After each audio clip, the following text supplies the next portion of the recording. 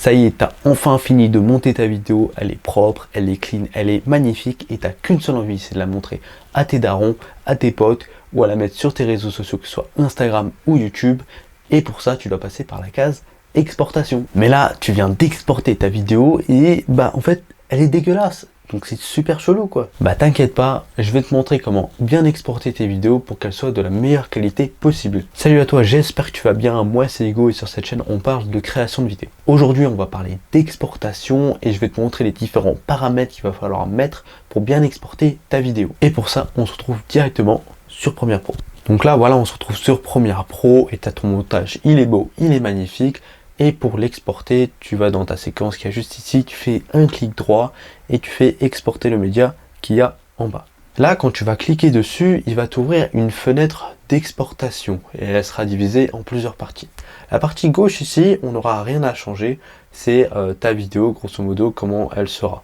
Donc tu peux la visualiser ici, mais ça va être un peu plus galère que si tu la lisais normalement.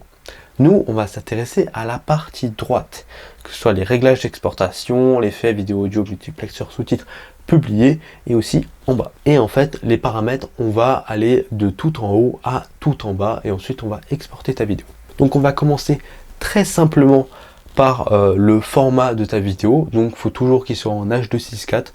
Pourquoi? Parce que c'est un format vidéo qui est lisible par tous pour les PC, les téléphones et les réseaux sociaux, surtout. Donc on laisse en H264. Les préconfigurations, tu as des préconfigurations qui sont déjà faites pour YouTube, Twitter, Instagram, etc., etc. ou des correspondances à la source, etc. Mais nous, vu qu'on va tout modifier à la main, le mieux c'est de mettre personnalisé. Ensuite, les commentaires, on s'en fout, on n'a rien à commenter. Et là, il y a le nom de la sortie. Ça va être où ta vidéo va être exportée, dans quel dossier tu vas pouvoir le récupérer et quel nom il aura. Donc pour le changer, tu cliques dessus. Et là, tu vas voir, par exemple, là, c'est mon chemin d'accès. Moi, je vais simplement le mettre dans mes téléchargements. Et ça va être mon nom de sortie. Donc, je fais enregistrer et c'est là qu'il va se mettre.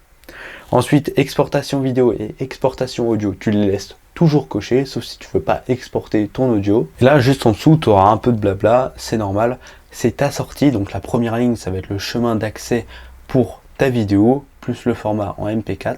En dessous, le 3840 x 2160, c'est la définition de ta vidéo. Le 1,0, c'est on va dire la taille de chaque pixel, donc il faut qu'il reste en 1,0. Après le 25, c'est les 25 images par seconde. Ça dépendra de ta séquence, de combien d'images par seconde tu as attribué à ta séquence. Ensuite, le progressif 203/75 HLG, c'est tout ce qui concerne la couleur. Tu n'as rien à changer là-dessus. Le VBR 2 passages, tu as plusieurs trucs. Tu as le CBR, le VBR 1 passage et le VBR 2 passages. Je vais t'expliquer ce que c'est juste après. Ensuite, la cible 40 mégabits par seconde et max 60 mégabits par seconde. Je vais aussi t'expliquer ça par la suite. Et là, la source, c'est d'où vient ta vidéo, etc. et combien de temps elle dure. Ensuite, on va s'intéresser uniquement à l'onglet vidéo parce que normalement, tu n'as rien à changer sauf si tu veux aller dans les détails avec l'audio ou publier directement ta vidéo par Premiere Pro, ce que personne ne fait, quoi. Donc, on va s'intéresser à la vidéo. Ici, en premier, tu vas retrouver la largeur et la hauteur qu'on a juste au-dessus. Si tu veux les modifier, tu dois enlever la petite case ici et là, tu vas pouvoir les enlever à la main. Et nous, on va les garder. Ensuite, tu as la fréquence d'image qui est juste ici. Donc, si tu veux la modifier encore une fois, tu décliques et tu remets. L'ordre de détramer l'aspect, laisse-le comme ils sont. Après, tu as cette petite case rendu à la résolution maximale. Coche-la toujours. Toujours. Tu as cette case-là à cocher, rendue à la résolution maximale. Et celle-ci, utiliser la qualité de rendu maximal, il faut toujours que tu les coches. Pourquoi? Parce que ça, tu vas simplement dire à ton logiciel, tu mets le top du top que tu peux me faire et c'est tout. Donc tu les coches toujours.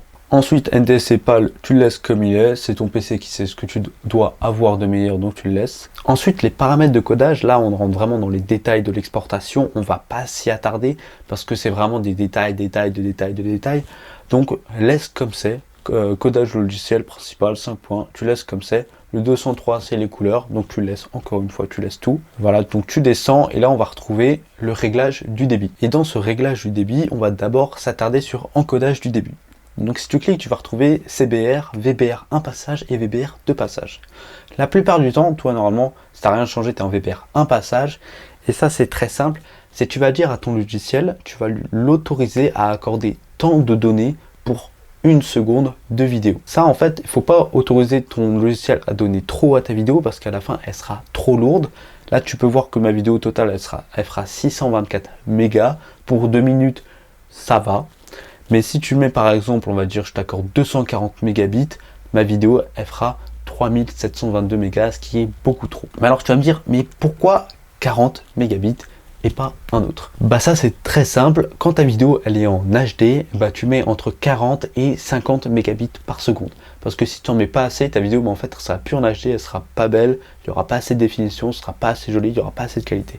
Donc, je mets 40 et normalement, c'est bon. Pour ce qui est des vidéos en HD, parce que des fois, tu peux faire des montages en HD, bah tu mets pas 40 parce que 40, c'est beaucoup trop. Tu vas simplement mettre 10 mégabits par seconde et ce sera suffisant. Ensuite, pour ce qui est de VBR de passage, donc là je vais l'activer, là tu vas voir, tu as un débit cible et un débit maximum. Les deux sont différents. Et là en fait, c'est comme tout à l'heure, tu vas autoriser ton logiciel à accorder tant de données pour tant de secondes, mais quand tu vas lire ta vidéo, bah là ton logiciel il va dire, bah tu vois, à ce moment-là, entre tant et tant de secondes, ce serait bien qu'on mette un peu plus de données pour ta vidéo, comme ça elle sera toujours de la meilleure qualité possible. Donc grosso modo, pour de la 4K, on va accorder, on va dire, à 60 à 70 mégabits supplémentaires maximum. Donc je vais mettre 70, et là tu vois, tu as une petite différence. Grosso modo, ta vidéo, elle va rester à 40 mégabits, mais dès qu'elle aura besoin d'un peu plus, hop, elle va monter à 70, et après, ça redescendra à 40. Donc ça n'affecte pas le poids de ta vidéo, tu vois, ça fait 624 mégas. Pour ce qui est de la HD, tu mets 10 mégabits ici, normal, et ensuite pour le débit maximum, tu peux monter jusqu'à 15, voire 20 maximum, et ça c'est vraiment beaucoup. Donc tu mets 15 par exemple, et ça devrait suffire. Voilà, donc moi je vais remettre 40 et 70, ça ira. Maintenant tu vas me dire, ouais mais pourquoi je fais pas ça tout le temps, tu vois? Bah c'est très simple, le VBR de passage prend énormément de temps. Le truc c'est vraiment, tu rames quoi, tu rames. Mais moi j'ai une machine de production, tu vois. Et ça prend beaucoup de temps de faire du VBR de passage. C'est quand tu veux mettre vraiment une vidéo de qualité pour un rendu professionnel, pour ton client, etc. Quand tu as le temps d'exporter. Mais par exemple, moi pour mes vidéos YouTube, je mets juste VBR un passage et ça suffit quoi. Ok, ensuite on va encore une fois descendre, tu as les réglages avancés, tu les laisses, vidéo VR, on s'en fout. Et là on va attaquer la dernière petite partie, juste ici. Donc tu as bien coché utiliser la qualité de rendu maximale. Importer dans le projet, en fait la vidéo que tu vas exporter, tu vas la remettre sur ton Premiere Pro. Ça sert pas franchement tout le temps. Définir le code temporel de début, normalement il est toujours à 0, donc tu restes comme ça. Utiliser les prévisualisations et utiliser les doublures, c'est une vidéo que j'ai faite à ce sujet-là, je te la mets juste ici. Ça te permettra d'accélérer ton export vidéo si et seulement si tu as fait des prévisualisations et tu as fait des doublures, des proxys. Et ensuite, le rendu à la couche alpha seul, tu le mets pas. Ensuite, interpolation temporelle, tu laisses échantillonneur d'image et c'est bon. Ensuite, tu as juste à cliquer sur exporter. Et là, ton logiciel, il va exporter ta vidéo dans le fichier que tu lui auras attribué tout à l'heure. Donc là, tu peux voir quand même que je suis à 1%, alors je suis en VBR de passage, c'est pour ça, je suis à 2%. Donc là, je vais l'annuler et je vais seulement le mettre en VBR un passage. Tu vas voir la différence que ça va faire. Hop, VBR un passage, je le mets à 40, je fais exporter. Et voilà, 2, 3, 4, 5, 6, 6%, voilà, tu vois, c'est beaucoup plus rapide. Si tu as le temps, bah, tu fais VBR de passage. Si tu n'as pas le temps, VBR un passage, ça suffira largement. Voilà, maintenant tu n'auras plus aucun souci d'exportation vidéo. Si tu veux savoir comment exporter une vidéo spécialement pour Instagram, Facebook ou encore YouTube, bah, écris-le moi dans les commentaires avec le nom du réseau social que tu veux, parce qu'il y a des exports vraiment spécifiques pour chaque réseau social.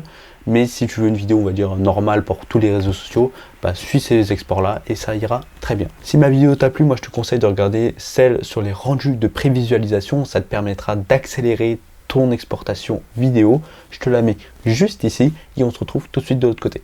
Ciao.